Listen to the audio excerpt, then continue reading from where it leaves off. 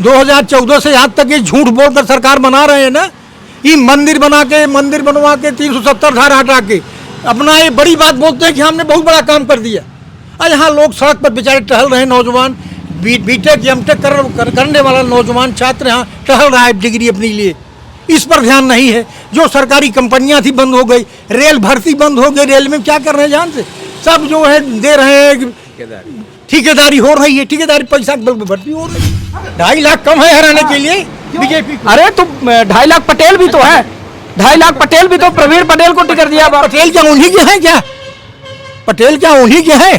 भाजपा वालों के हैं पटेल ना। 400 के पार अगली बार मोदी सरकार 400 के पार कभी हो ही नहीं सकता पहली बात तो। लेकिन ये जुमला है बोलने का, सर पर लोगों को बेवकूफ़ बनाने का, कार्यकर्ताओं को उत्साह बढ़ाने का ये जुमला है। यह है जब 2014 में चुनाव लड़ रहे थे तो उन्होंने कहा था कि काला धन ले आएंगे, 15-15 लाख रुपए सबके खाते में जाएगा। 2024 का चुनाव आ गया, 15 पैसे भी किसी खाते में नहीं गया। अरे 5 किलो राशन कितने दिन चलेगा? क्या खाएगा वो? भूखों मरने की स्थिति पैदा हो गई है। गरीब दर गरीब होता जा रहा है, आत्महत्या कर रहा है किसान, गरीब तबका। ये स्थिति इस समय चल रही है। हम तो कहेंगे कि चारों तरफ भ्रष्टाचार अपनी चरम सीमा पर है। आप देखिए कि तहसील, थाना, ब्लॉक, कचहरी कहीं भी चले जाइए, किसी भी ऑफिस में 10 गुना ज्यादा जो मांग ले वो दीजिए, नहीं तो आपका काम किसी कीमत पर नहीं हो सकता। तो नमस्कार दोस्तों, मैं हूं आर के निषाद। बहुत बहुत स्वागत करता हूं आप सबका दर्शक न्यूज़ 24 में। दोस्तों बता दें कि इस वक्त हम प्रयागराज के करछना विधानसभा में मौजूद हैं और प्रयागराज की अगर बात की जाए तो लोकसभा की 2 सीटें हैं, एक फूलपुर लोकसभा और एक प्रयागराज लोकसभा। और इस बार भारतीय जनता पार्टी की जहां पर बात आती है तो फूलपुर लोकसभा से उम्मीदवार बदलकर यानी केसरी देवी पटेल को बदलकर प्रवीण पटेल को रण में उतारा है। वहीं पर प्रयागराज लोकसभा सीट की बात की जाए तो रीता बहुगुणा जोशी जी का टिकट काटकर नीरज त्रिपाठी जी को टिकट यहां से दिया गया है। ऐसे में दोस्तों बता दें कि इंडिया गठबंधन भी पीछे कहां रहता है। इंडिया गठबंधन की भी तैयारियां काफी जोरों शोरों पर है। हालांकि अभी किसी भी प्रत्याशी का नाम सामने नहीं आया है। देखना यह होगा कि इस बार इन दोनों लोकसभा सीटों से इंडिया गठबंधन कौन सा मजबूत प्रत्याशी उतारेगी जो भारतीय जनता पार्टी को सीधा टक्कर दे सके। तो आज बता दें कि इस वक्त हम प्रयागराज के करछना क्षेत्र में मौजूद है। तो हमारे साथ कांग्रेस के ही कुछ पदाधिकारी हैं, इनसे जानने का प्रयास करेंगे कि इनका हाल माहौल क्या है, आने वाले दिनों में ये लोग कैसी भूमिका निभाने वाले हैं इंडिया गठबंधन को लेकर। तो आइए इन लोगों से मिलाते हैं और जानने का प्रयास करते हैं कि दरअसल इनके हाल माहौल क्या है। क्या परिचय हुआ चाचा? रंगराज सिंह, मैं जिला कांग्रेस कमेटी इलाहाबाद का उपाध्यक्ष हूँ। काफी लंबे अरसे से काम कर रहे हैं आप? लगभग 40 वर्षों से। 40 वर्षों से, हाँ। जैसा कि भारतीय जनता पार्टी की बात की जाए तो प्रयागराज की लोकसभा सीटों पर उन्होंने अपने प्रत्याशी घोषित कर दिए हैं। आप लोगों की क्या तैयारियां चल रही हैं? हम लोग अपने कार्यकर्ताओं के माध्यम से गांव-गांव जनसंपर्क कर रहे हैं, अपनी बूथ कमेटी मजबूत कर रहे हैं। हमारी पूरी लड़ाई की तैयारी है। ज्यों ही मतलब कैंडिडेट का चयन होगा, घोषणा होगी, हम लोग मैदान में उतर पड़ेंगे और बड़ी मजबूती के साथ हम लोग लड़ाई को लड़ेंगे। 2024 ये कांग्रेस के सम्मान का प्रश्न होगा।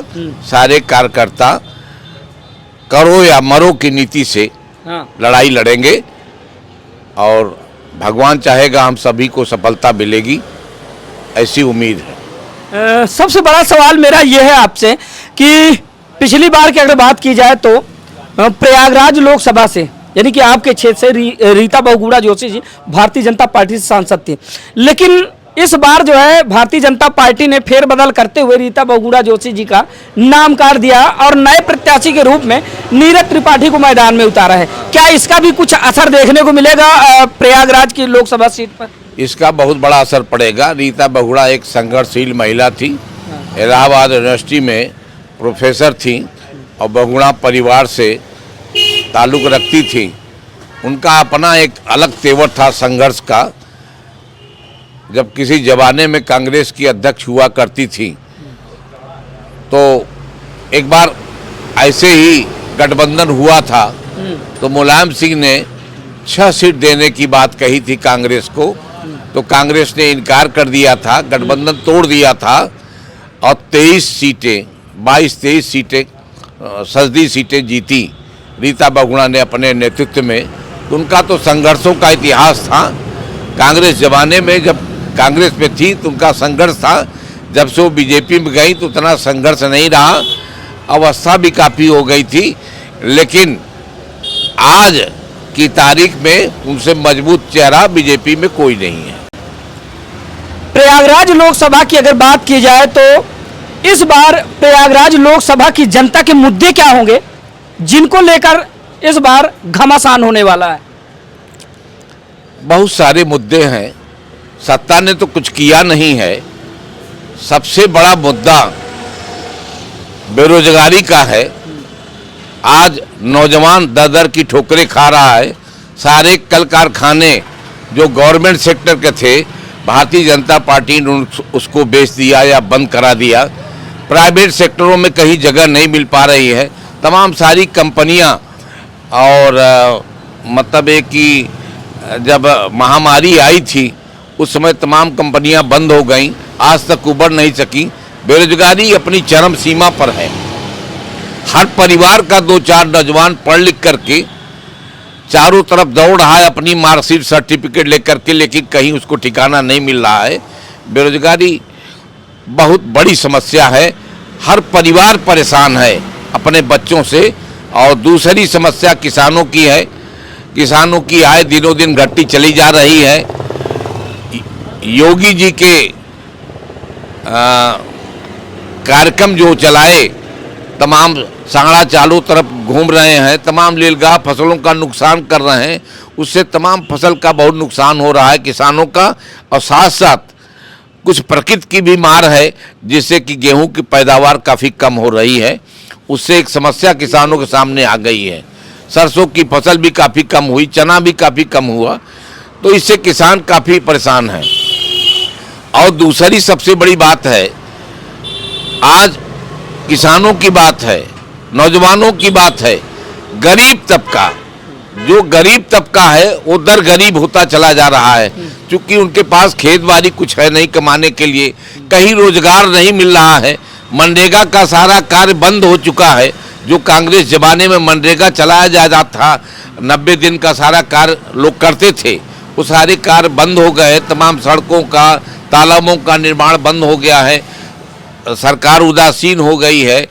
मनरेगा में पैसा नहीं दे रही। मनरेगा का पैसा पता नहीं क्या कर दिया इन्होंने, कहाँ गोलमाल कर दिया। आज स्थिति इतनी भयानक हो गई है कि लोग भूखों मरने की स्थिति पैदा हो गई है। हम कहते हैं कि हम 5 किलो राशन एक्स्ट्रा देते हैं। अरे 5 किलो राशन कितने दिन चलेगा? क्या खाएगा वो? भूखों मरने की स्थिति पैदा हो गई है। गरीब दर गरीब होता जा रहा है। आत्महत्या कर रहा है किसान, गरीब तबका। ये स्थिति इस समय चल रही है। हम तो कहेंगे कि चारों तरफ भ्रष्टाचार अपनी चरम सीमा पर है। आप देखिए कि तहसील, थाना, ब्लॉक, कचहरी, कहीं भी चले जाइए, किसी भी ऑफिस में 10 गुना ज़्यादा जो मांग ले वो दीजिए, नहीं तो आपका काम किसी कीमत पर नहीं हो सकता है। बड़े दुख की बात है। जहां एक तरफ सरकार दावा करती है कि भ्रष्टाचार हमने मुक्त कर दिया है, और यहाँ भ्रष्टाचार रसातल में चला जा रहा है।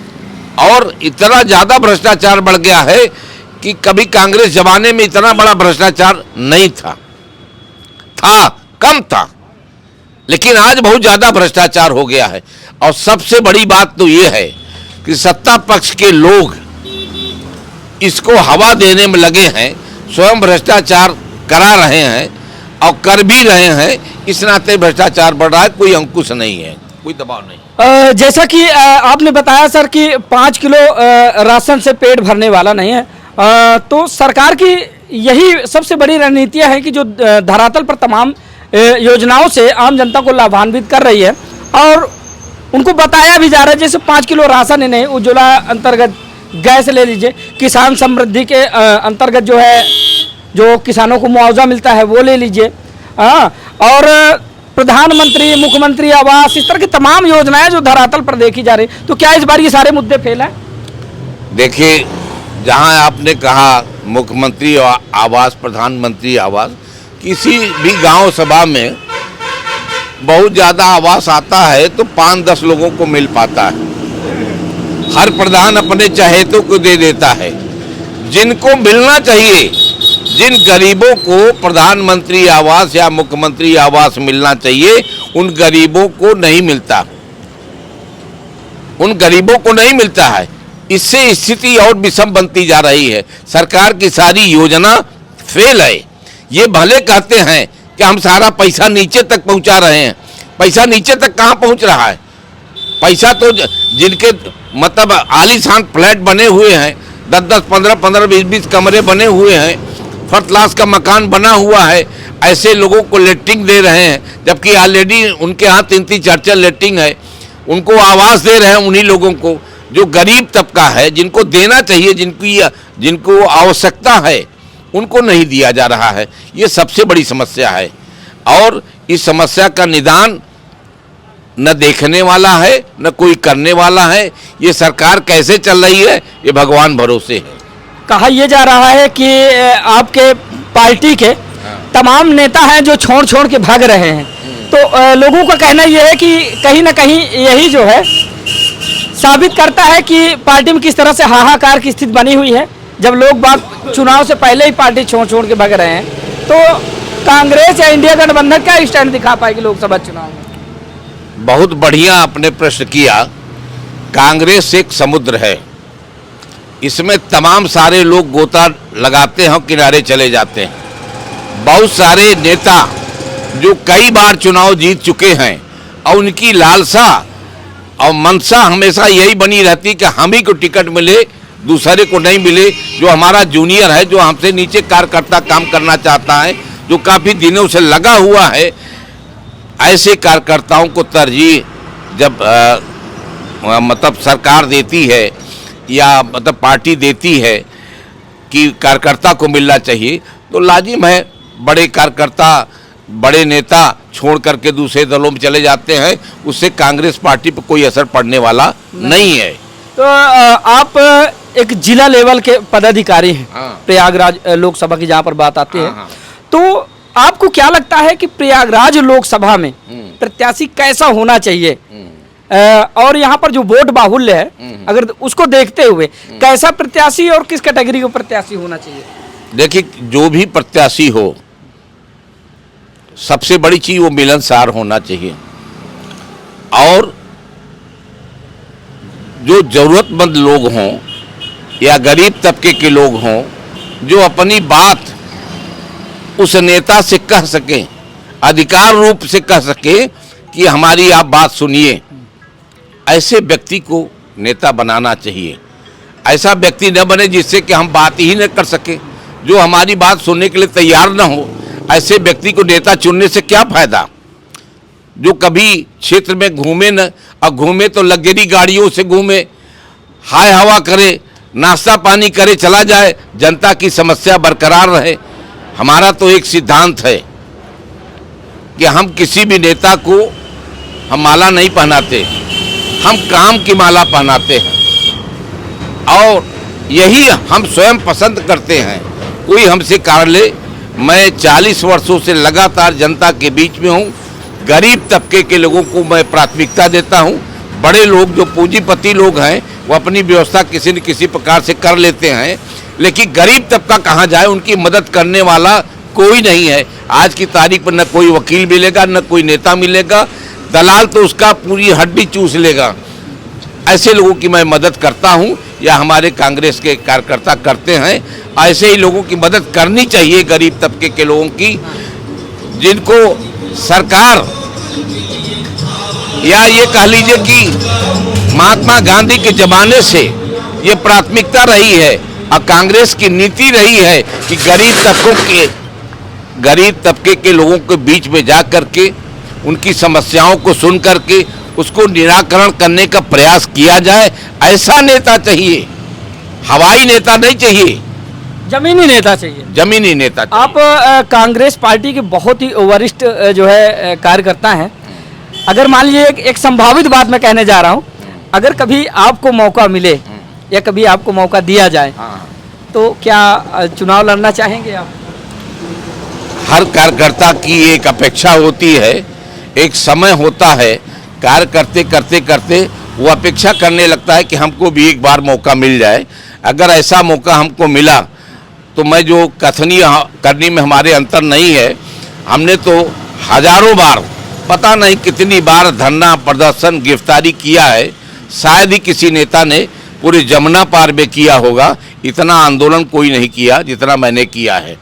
और बहुत सारे नेता जो कांग्रेस से निकल करके बीजेपी या अन्य दलों में गए हैं, उनको मेरे बारे में अच्छी तरीके से जानकारी है कि रंगराज सिंह कितना संघर्ष करते हैं गरीब तबके के लोगों के लिए। कहीं ना कहीं स्वाभिमान आपका आज भी बरकरार रहा पार्टी के प्रति? पार्टी के प्रति हम तो समर्पित हैं। जो तिरंगे के नीचे है मैं उसके साथ हूँ। एक जमाना था जब राजा विश्वनाथ प्रताप सिंह कांग्रेस में थे, जब उन्होंने जन मोर्चा बनाई तो उन्होंने मुझसे कहा कि आप मेरे साथ आ जाइए। हमने कहा राजा साहब, जो तिरंगे के नीचे रहेगा मैं उसके साथ रहूँगा। हमारे कांग्रेस के नेता थे पंडित के.पी. तिवारी, जो कई बार विधायक और मंत्री सांसद भी रहे, एमएलसी भी रहे, उन्होंने भी कहा कि मेरे साथ आ जाइए। हमने कहा जो कांग्रेस में रहेगा, तिरंगे में रहेगा, मैं उसके साथ हूँ। मैं आज तक तिरंगे के नीचे हूँ। जो भी आता है, जो हमारे दल में है, आएगा, मैं उसका स्वागत करूँगा। लेकिन एक मैं नसीहत देता हूँ, जरूर मैं कहता हूँ कि देखिए, पद की लालसा में या धन की लालसा में अगर आपको पार्टी छोड़नी है या इस प्रकार की राजनीति करनी है, इससे अच्छा घर में बैठ करके कोई दुकान खोल के चला लीजिए। लेकिन इस प्रकार का गंदा काम मत करिए, जनता के साथ विश्वासघात मत करिए, जनता की भावनाओं के साथ खिलवाड़ मत करिए। ऐसा व्यक्ति होना चाहिए जो जुझारू हो, जो संघर्षशील हो, जो गरीबों की आवाज़ को सदन तक पहुंचा सके या प्रशासनिक अधिकारियों तक पहुंचा सके, उनकी समस्याओं का निराकरण कर सके। ऐसे नेता चाहिए। ऐसा ही मैं बनने का प्रयास करता हूं और मैं चाहता हूं कि अगर कभी मौका मिलेगा तो मैं करूंगा, इतिहास बदल दूंगा पूरे इलाहाबाद संसदीय क्षेत्र का। चलिए ठीक है, बहुत बहुत धन्यवाद आपका समय देने के लिए। हमारे साथ एक और सर है, इनसे बातचीत करते हैं। क्या परिचय हुआ आपका? हमारा प्रकाश चंद पांडे नाम है। मैं ब्लॉक कांग्रेस कमेटी के अध्यक्ष हूँ। और वर्तमान समय जो स्थिति चल रही है चुनाव की, इंडिया गठबंधन से एक कांग्रेस को उम्मीदवार संभवतः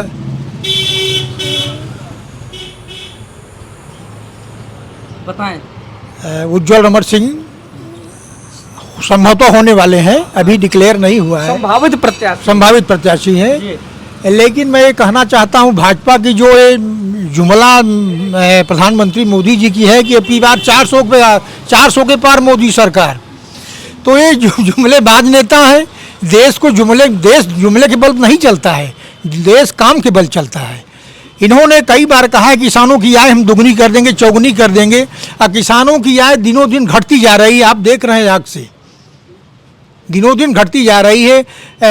कई प्रकार के बीमारियां लग रही हैं एक तो, और दूसरी चीज़ पशु उत्पीड़न है, समझ रहे हैं, प्रकृति का भी उत्पीड़न है। इसलिए कांग्रेस एक किसान एकदम कमज़ोर होता जा रहा है।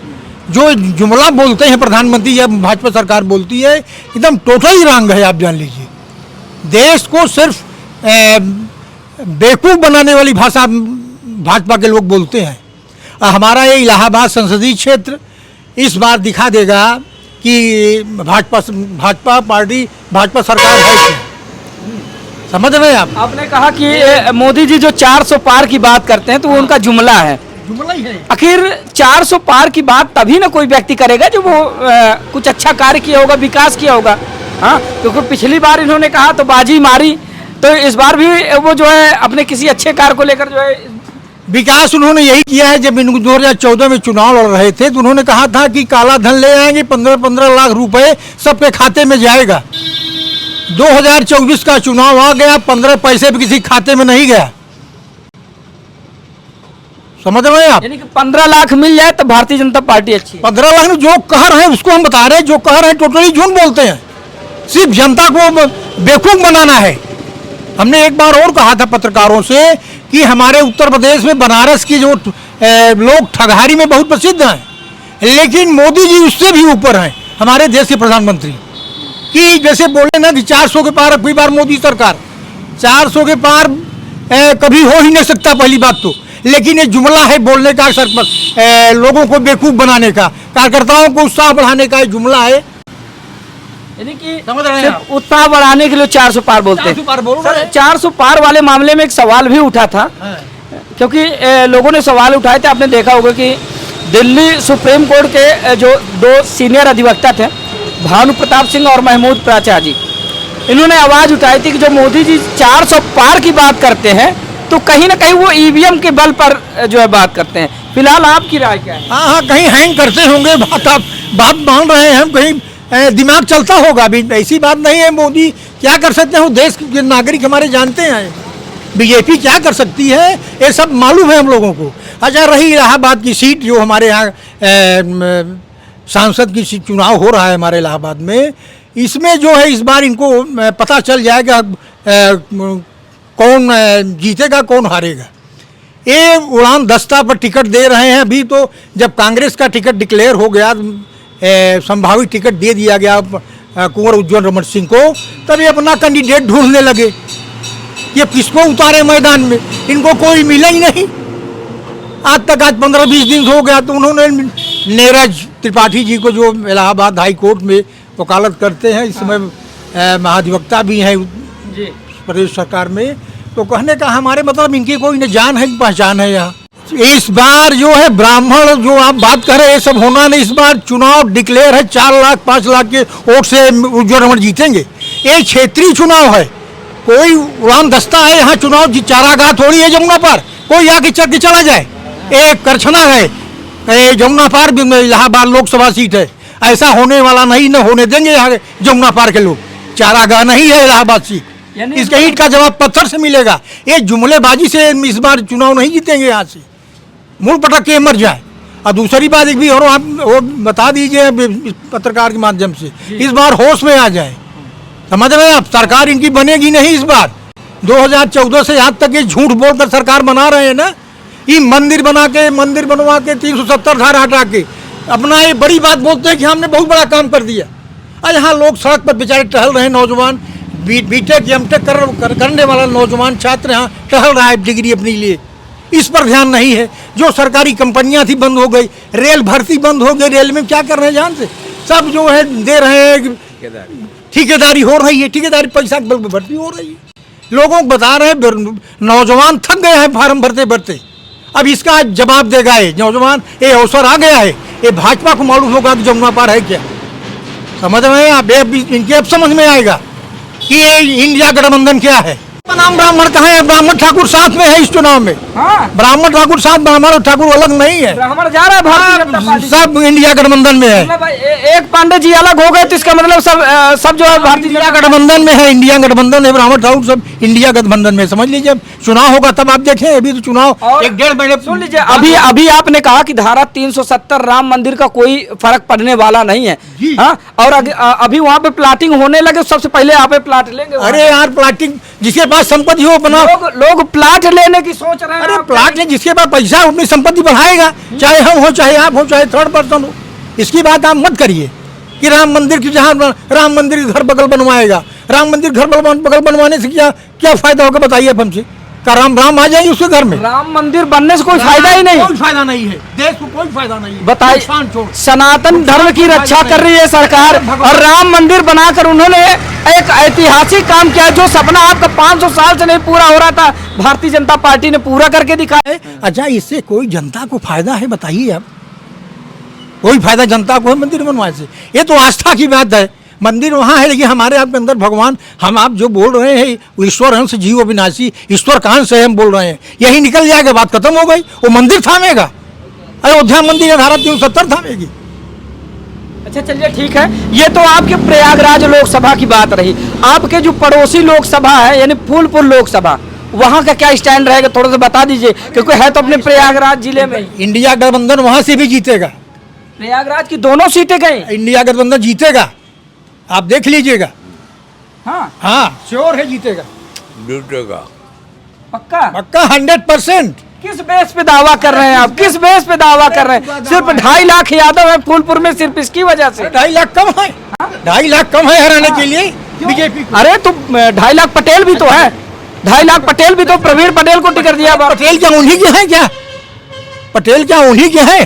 भाजपा वालों के हैं पटेल? पटेल लोग किसी को वोट नहीं देगा। पटेल भी भाजपा के नहीं। देखिए एक चीज जान ले, आप जात के आधार पर मत जाइए, ऐसा नहीं सर है। सर सर चुनाव समय जो है- समय समय जो चल रहा है, पहले बात सुन लीजिए। जाति वर्ग- जाति धर्म मजहब की राजनीति, जाति धर्म मजहब की राजनीति इस समय करती है, कांग्रेस से बात नहीं करती है। इंडिया में एक कांग्रेस जाति धर्म की राजनीति नहीं करती है, ये बीजेपी वालों की देन है, बीजेपी के नेताओं की देन है। हाँ। जो धर्म जाति के बल पर चुनाव लड़ना चाहते हैं, देश चलाना चाहते, बताया ना आपसे कि बेवकूफ बना रहे हैं जनता को। अब ये कब तक बेवकूफ बनाएंगे भगवान ही जानेगा, ये कब तक इनका जुबला चलेगा, तब तक ये बेवकूफ बनाएंगे।